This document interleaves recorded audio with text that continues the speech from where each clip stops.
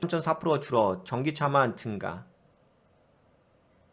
중국의 1분기 차 판매가 13.4% 줄었다고 합니다. 전기차만 증가한다고 한다. 전기차와 하이브리드 차는 21.9% 증가했다. 테슬라 3월 88,800대 등 1분기 22만 9천대 판매. 3월 중국 내 자동차 판매 증가가 주춤하면서 1분기 판매가 13.4% 감소한 것으로 나타났다. 전기차와 플러그인 하이브리드 차만 전년 동기 대보다 21.9% 늘어났다. 그러니까 지금 요새 아까 전에도 좀 말씀드리긴 했는데, 예. 여튼간에 그 회사들의 그 판매가 감소하고 있다는 부분이 있는 거죠. 다만 이제 전기차는 이제 전년 동기 대비해서 21.9% 증가했다. 네, 요거인 거고요. 요걸 좀 확인을 시켜드리려고 같이 봤고요.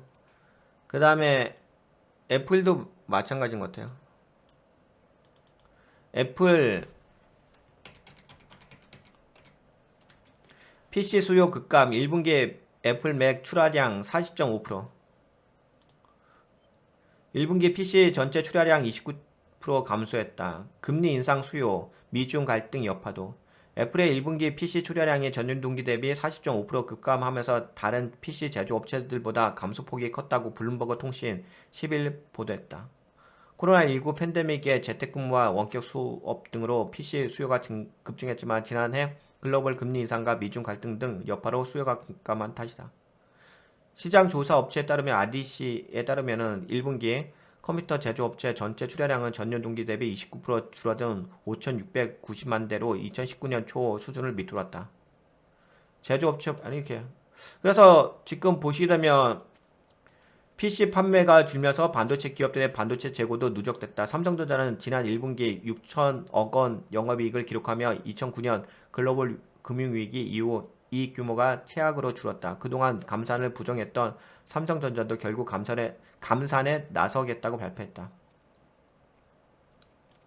IDC는 미중 관계가 경색됨에 따라 주요 제품 생산을 중국에 크게 의존했던 애플사는 생산 기지를 중국 이외의 지역으로 다변화하고 있다며 많은 기업들도 중국 이외의 다른 지역으로 생산 옵션을 모색하기 시작했다고 언급했다. 근데 여튼간에 뭐 이것도 보셨지만 네, 중국도 뭐 자동차 판매가 전년 동기 대비 13.4% 줄어들었고 애플도 1분기 맥 컴퓨터 있잖아요. PC. 그 출하량도 40.5% 줄어드는 거죠. 뭐 삼성전자도 반도체 감산에 대해서 얘기를 했고요. 그래서 뭐 그동안 우리가 이제 경제 지표를 계속 보아왔잖아요. 예. 경제가 안 좋죠. 그러기 때문에 안 좋은 거예요. 그래서 제가 여러분들한테 말씀드렸던 것이 하반기 때는 폭락장이 올 것 같다. 그런 말씀을 드린 거고요. 근데 이제 그건 있는 거죠. 여러분들이 이제 경제하고 왜 주가는 지금 올라가나요? 지수는 왜 올라가나요? 그거는 그냥 당연히 올라가는 거지. 그거는 당연히 지금 뭐랄까? 주가가 많이 빠진 거 대비 기술적 반등인데 그 기술적 반등은 뭐냐면 그 회사가 성장해서 기술적 반등이 아니라 지금은 재고 정리하는 거잖아요. 보통은 어떻게 하는 거냐면은 4월 달에 재고 정리를 하거든요. 그래서 재고 정리를 하게 되면은 당연히 좀 좋지 않게 나오긴 하겠죠. 근데 보통은 이제 4분기에 재고 정리해서 4분기 그 영업 실적이라든지 뭐 그런 것들이 좀 안 좋게 나옵니다. 그렇다고 해서 매출까지 줄어들진 않거든요. 근데 지금 보게 되면 매출까지 줄어드는 모양새가 있는 거예요. 다만 이제 그 재고 조정으로 인해서 뭐랄까 영업이익률은 증가할 수 있긴 하겠죠. 예, 그러니까 그걸로 인해서 반등해 주는 거죠. 네, 그렇게 보시면 될 것 같습니다.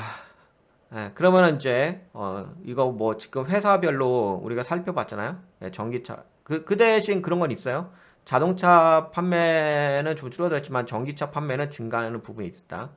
그래서 뭐 2차전 쪽 최근에 많이 좀 올라간 부분이 있죠. 네, 여튼간에 뭐 그냥 잘 생각을 해보세요.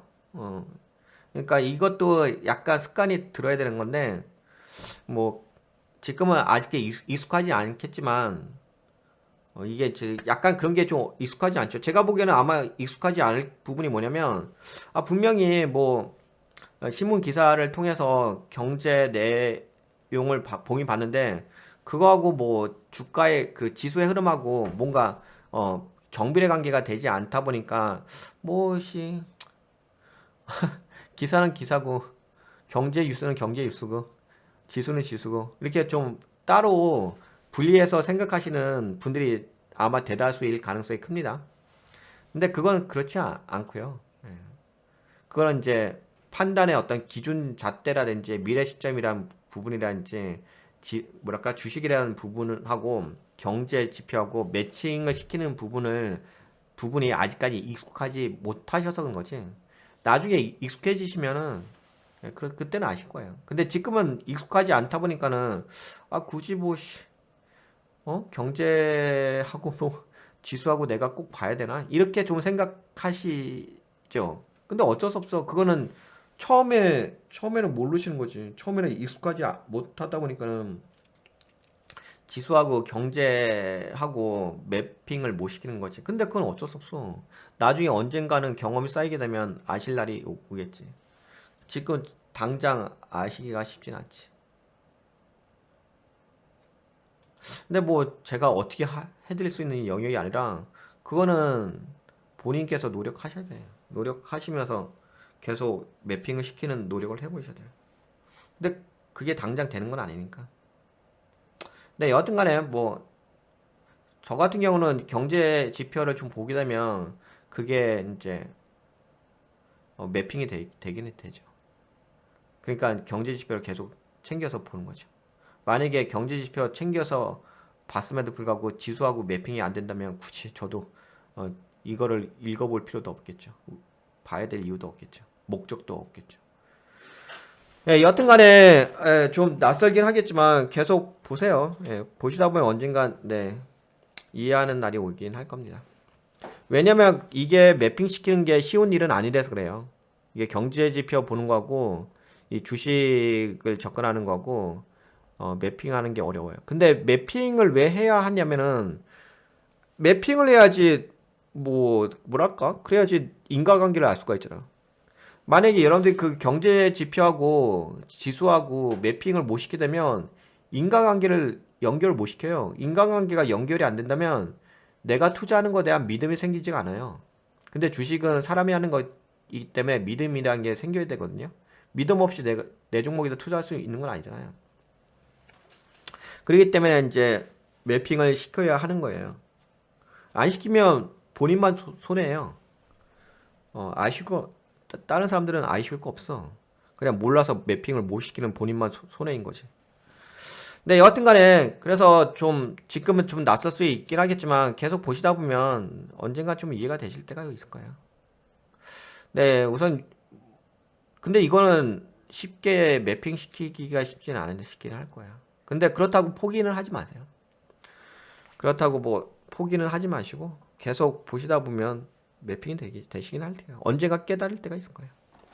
계속 보세요. 포기하지 마시고. 그 여러분들 저거 있잖아요. 특히 그 어떤 부분이 있냐면 주식 하시는 분들이 캔들 공부를 중도에 포기를 하시거든요.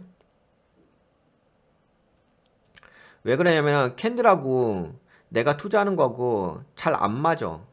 그래서 중도에 포기를 하세요. 그거고 마찬가지예요. 그거 마찬가지야. 그리고 차트 공부도 열심히 하셔. 근데 차트하고 종목 분석하고 잘 안 맞아. 중도에 포기해버려요. 그것도 똑같은 거예요. 이것도 마찬가지야. 경제 지표하고 네, 지수하고 매핑 시킨 게 낯설어. 중도에 포기해버려요. 근데 계속 하시다 보면 네, 익숙해질 때가 있을 거예요. 뭔가 뭐든지 익숙함이 중요한 거겠죠. 네, 요 정도까지 말씀드릴게요.